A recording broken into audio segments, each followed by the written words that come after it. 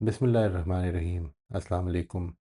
आज हम important corrective techniques में से छठी करेक्टिव टेक्निक का मुताला करेंगे जो कॉग्निटिव डिस्टॉर्शंस को न्यूट्रलाइज करने में मददगार होती हैं। इस टेक्निक का नाम है द बिहेवियरल एक्सपेरिमेंट टेक्निक। ये बिहेवियरल एक्सपेरिमेंट टेक्निक क्या है? A behavioral experiment is when you test a belief in real life instead of just arguing about it in your head.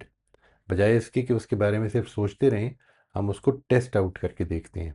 ये टेस्ट आउट करने के मुख्तलिफ तरीके हो सकते हैं। मैं इसमें आपके साथ वो भी ज़ेर बहस लाऊंगा, लेकिन बजाय इससे कि हम सिर्फ उनके बारे में उसके प्रोज एंड कॉन्स को सिर्फ देख रहे हैं, हम उसको we are practically testing it out. इसकी क्या वजह है? That cognitive distortions feel true because they haven't been challenged by reality. The behavioral experiment says, let's assume your belief is correct. What should we see in the real world if it's correct? Now let's go and see. Instead of debating, we gather evidence. The purpose is not to face the fear. ये ऐसा नहीं कि हमारा यहाँ पे इसका मकसद ये होता है बिहेवियरल एक्सपेरिमेंट का कि जिस चीज़ से हम खौफजदा हो रहे हैं उस फियर को फेस करें। मिसाल के तौर पर आपका ये ख्याल है कि अगर मैं किसी के मुतालबे पर ना कर दूंगा तो लोग नाराज़ हो जाएंगे।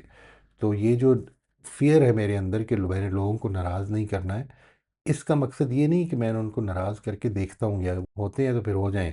ये मकसद नहीं है, बल्कि ये मकसद है कि इफ़ आई और some I can also observe someone else, या मैं अपने माजी में भी जा सकता हूँ ये देखने के लिए कि जब मैंने कभी किसी को ना करनी पड़ी किसी वजह से तो क्या हुआ था। ये बिहेवियरल एक्सपेरिमेंट्स जो हैं ये आपके माजी से, किसी और की ऑब्जर्वेशन से, आपके अपने तजर्बे से वो आप कर सकते हैं। The purpose is to collect data about the thought. मकसद फियर को फेस करना नहीं, बल्कि उस थाट के बारे में फैक्चुअल डेटा जमा करना है। Why it works? Number one is that it move the client from emotion based certainty to evidence based curiosity. यानी बजाय इसके कि हम जो हमारी इमोशंस की जो इमोशनल रीजनिंग में हमने देखा था कि हम कई दफ़ा अपनी इमोशंस को रियलिटी समझ रहे होते हैं कि because I am fearful something bad must be happening, हम एविडेंस बेस्ड क्यूरियोसिटी को उसके ऊपर प्रेफर करते हैं। वो एक इंसान को इमोशनल बेस्ड सर्टनिटी से हटाकर एविडेंस बेस्ड क्यूरियोसिटी की तरफ लेके जाती है। Cognitive distortions often hide behind I just know. Behavioral experiments force how do you know? Number two, it builds disconfirmation through experience, not reassurance. यानी आपकी जो डिसकॉन्फर्मेशन हो रही है, आपके अगर कोई गलत बिलीफ्स हैं उनकी अगर कोई डिसकॉन्फर्मेशन हो रही है तो आपके अपने तजर्बात से हो रही है, ना कि दूसरों के बताने से या दूसरों के अश्योरेंस देने से।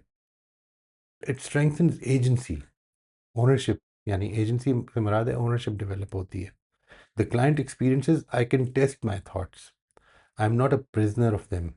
मैं अपनी थॉट्स का ग़ुलाम नहीं हूँ, बल्कि मैं अपनी थॉट्स को खुद टेस्ट कर सकता हूँ। That's already movement out of helplessness.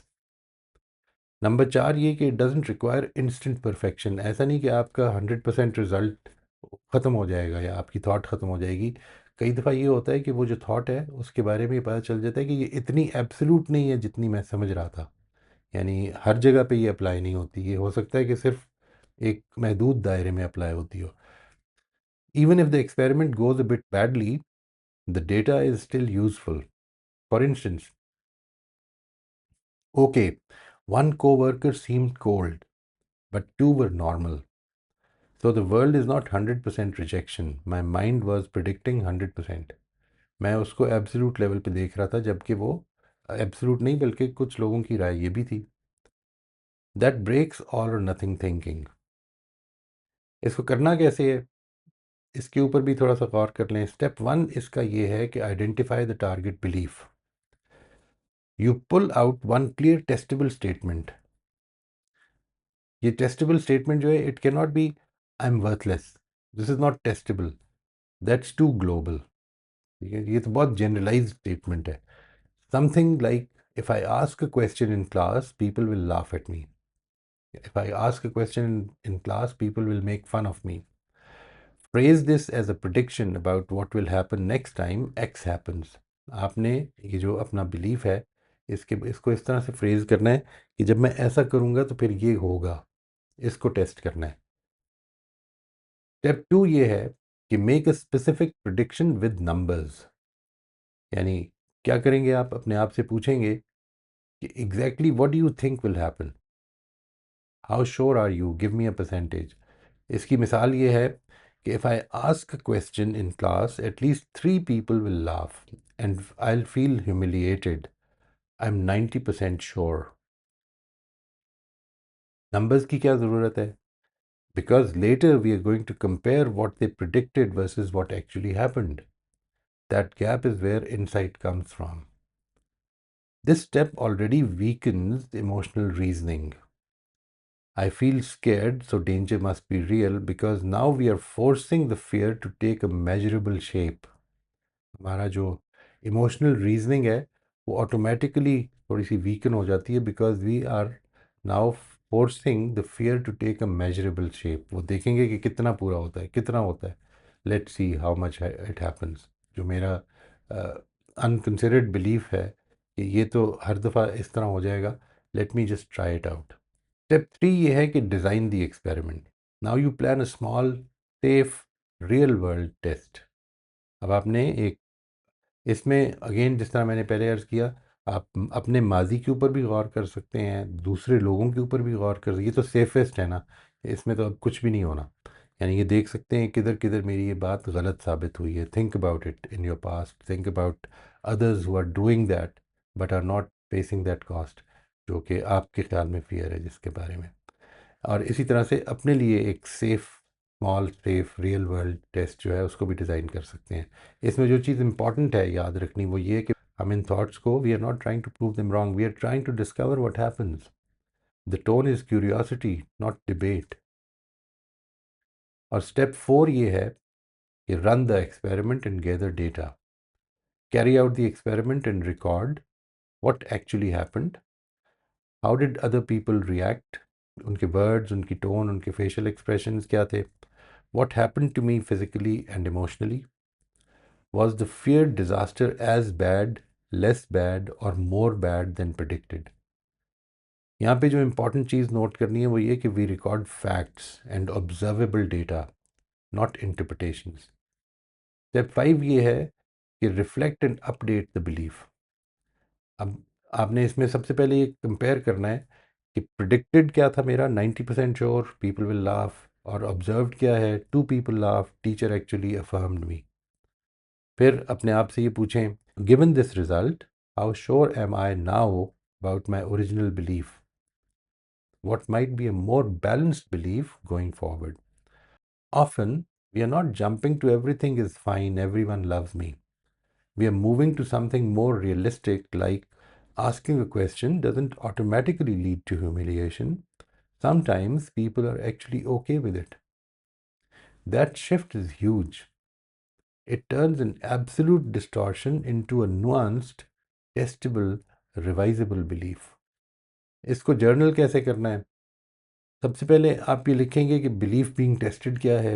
मिसाल के तौर पर, if I share an idea in the group meeting, people will think it's सिली।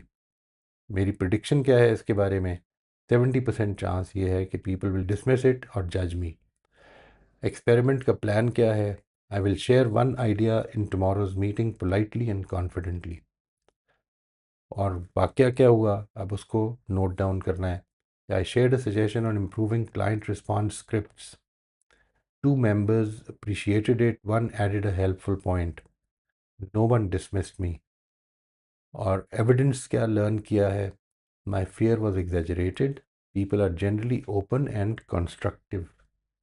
और अपडेटेड बिलीफ क्या बन गया मेरा? कि my ideas are useful and worth sharing, even if not perfect, sharing is how I learn and contribute. और मेरी reflection क्या है? कि courage opens possibilities, silence only strengthens fears. और ये अप्रोच क्यों पॉपुलर है, इसको थेरेपिस्ट क्यों पसंद करते हैं? उसकी वजूहात ये हैं कि it turns insight into action and replaces assumptions with lived evidence। Many cognitive distortions feel deeply true simply because they've never been tested। This technique provides a safe, structured way for people to step out of fear-based thinking and discover new possibilities through experience. यानी यूँ समझ लें कि अब आपका जो भी ये मामलात हो रहे हैं, वो अपने एक्सपीरियंस की बेसिस पे हो रहे हैं और वो जो एक्सपीरियंस है वो आपने खुद स्ट्रक्चर किए हुए हैं, यानी आपका ऑटोमेटिकली अब इस तरफ माइल हो जाएंगे आपके आपने उन एक्सपेरिमेंट्स के रिजल्ट्स को नोट करना है। दूसरी रीज़न ये है कि by observing real outcomes not imagined ones clients build confidence, challenge limiting beliefs and create lasting change. और तीसरी चीज़ ये है कि it transforms therapy from talking about change to experiencing change. यानी थेरेपी में आमतौर पर जब थेरेपिस्ट और क्लाइंट बात कर रहा होता है तो we are talking about how to change. यहाँ पर असल में we are talking about what to do, उसको एक्सपीरियंस करके देखते हैं, which makes it practical, empowering and highly effective. ये छठी इंपॉर्टेंट करेक्टिव टेक्निक है जो आज हमने देखी। इंशाल्लाह next time we will learn about a new corrective technique.